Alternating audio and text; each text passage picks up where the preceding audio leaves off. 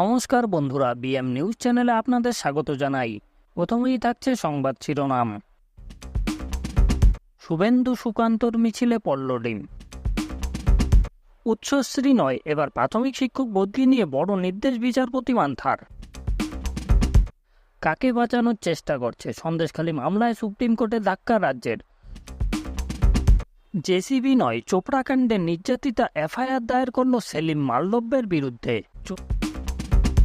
এতক্ষণ শুনছিলেন সংবাদ শিরোনাম, এখন বিস্তারিত।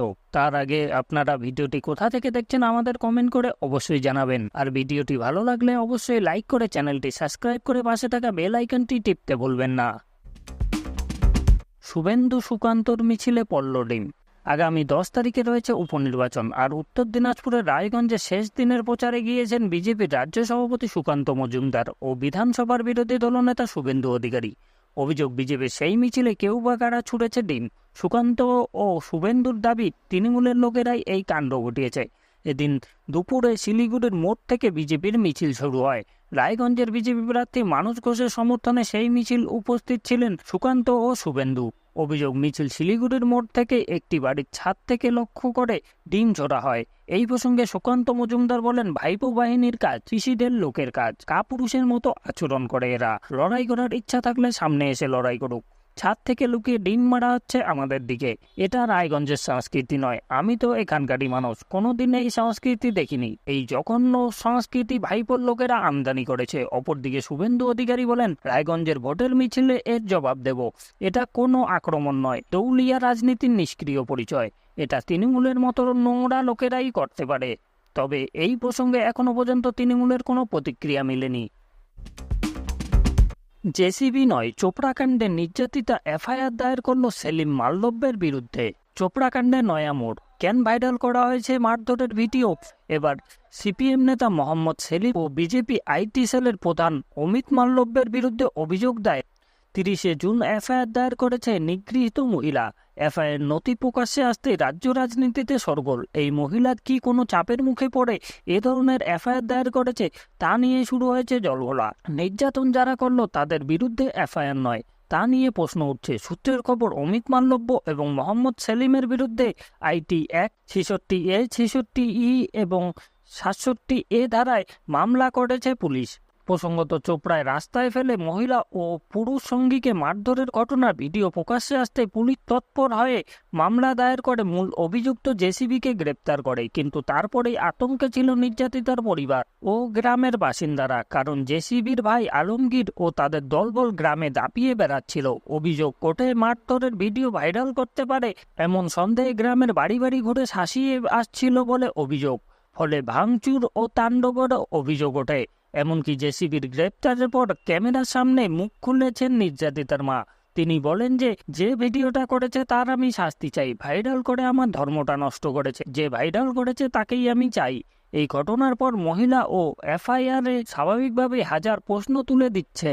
যদিও এই প্রসঙ্গে তৃণমূল নেতা শান্তনু সেন বলেন, জেসিবির কাজ কোনো রকমই দল সমর্থন করে না, তাই সে গ্রেপ্তার হয়েছে। মহিলা নির্যাতিতার ভিডিও ভাইরাল করে যারা উল্লাসিত হয়েছেন তাদের বিরুদ্ধে এবার মামলা হয়েছে।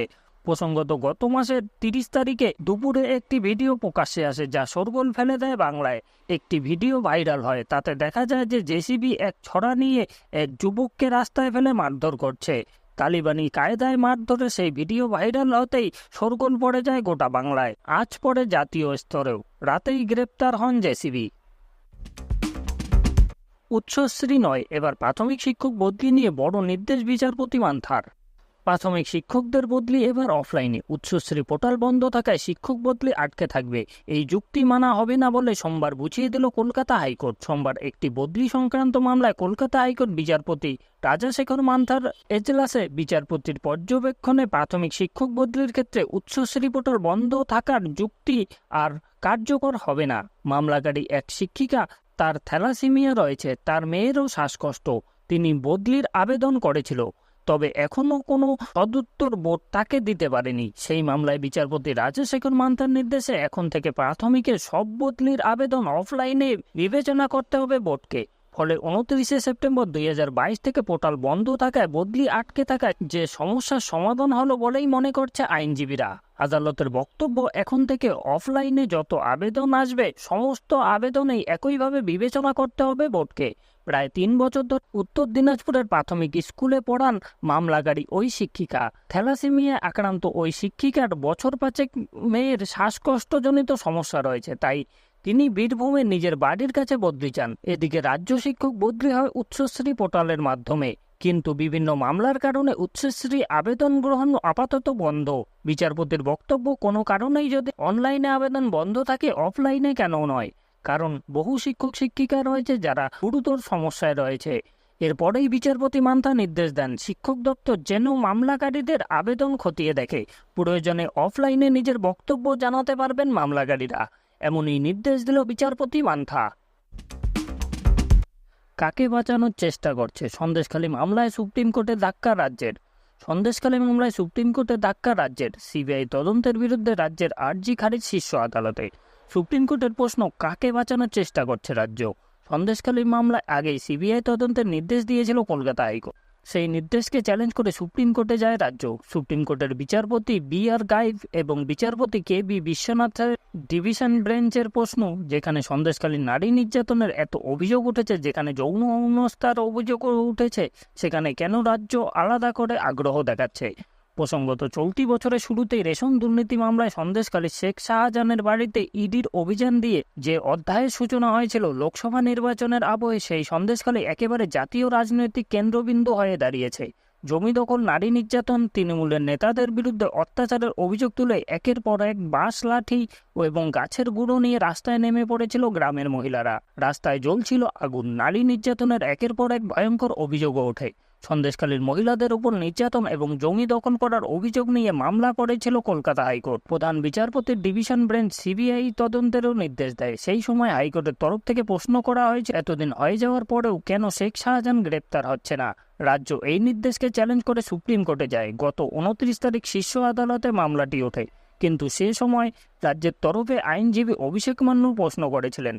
সেই সংক্রান্ত বেশ কিছু তথ্য সামনে এসেছিল, সেগুলি আদালতে জমা করতে 2-3 সপ্তাহ সময় চেয়েছিল। সে সময় শুনানি মন্তব্য রাখা হলেও তদন্ত প্রক্রিয়া যাতে কোনোভাবেই ব্যাহত না হয় তার নির্দেশ দেন বিচারপতি গাভাই।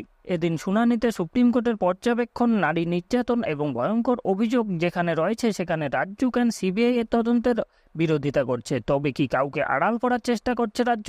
সুপ্রিম কোর্টের নির্দেশ নিয়ে বিজেপি সাংসদ শ্রমিক ভট্টাচার্য বলেন, রাজ্য সরকার কিছু অনৈতিক দাবি, কিছু অপরাধীদের বাঁচানোর জন্য মানুষের দেওয়া ট্যাক্সের টাকা নিয়ে সুপ্রিম কোর্টের দ্বারস্থ হয় এবং বারবার পরাজিত হয়।